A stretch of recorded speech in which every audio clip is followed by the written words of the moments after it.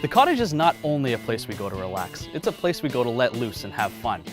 Belairdirect has challenged me to simplify a summer project just like they simplify insurance. We've all played horseshoes and card games at the cottage, but today I'm going to build a simple and easy DIY bowling lane. This isn't going to be a full-size bowling alley, this is a bowling alley for kids.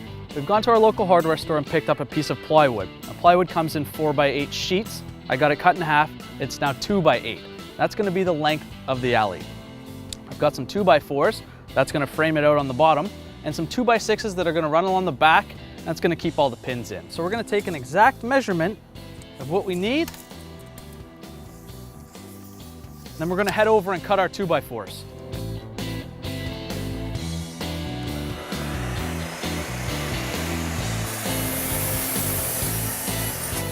So for our 2x4s that are going to run the length of the alley, we know that the board is 8 feet long and there's going to be two 2x4s on each end, which together equal 3 inches. So we're going to take 8 feet minus 3 inches off it, gives us 93 inches. That's where we're going to make our cut. You want to turn the board over to the rough side, unfinished. Not going to have to sand it.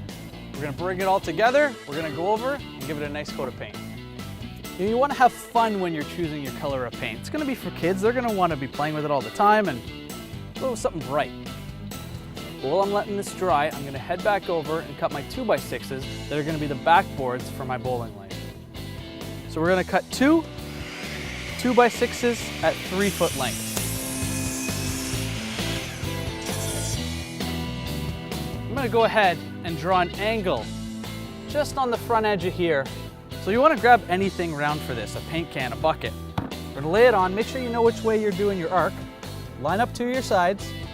Just make a nice, smooth line.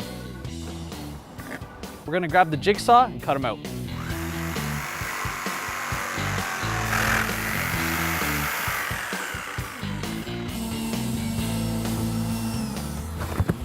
Okay, so we've got our edges all cleaned up.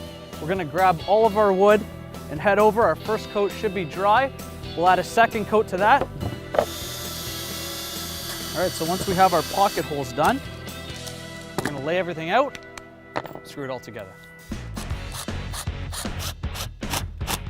All right, once we've got the frame together, we're going to flip everything over. I'm going to grab the countersink bit.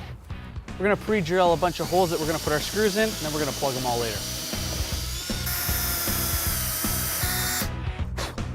Okay, we've got the first end done. We don't want this to move. I'm using deck screws here. Something small. These are 1 1/4 inch.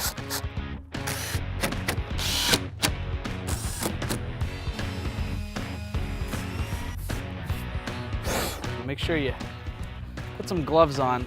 This stuff will stay on your hands. Watch the grain come up.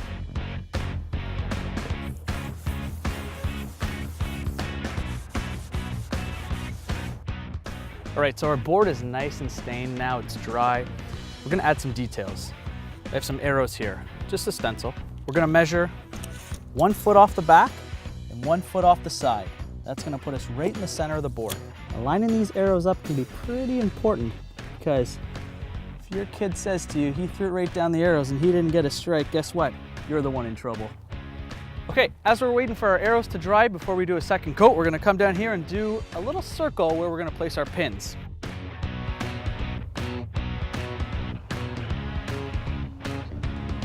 So my details are finished. I'm waiting for them to dry, and I'm gonna go ahead and make some pocket holes for the backboard that's gonna be at the end of the laneway.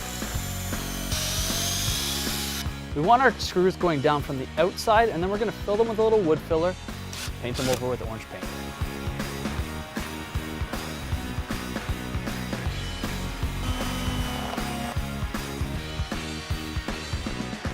Not bad for a coat of paint and a couple cuts of wood. For keeping summer projects simplified, I'm Adam Holman.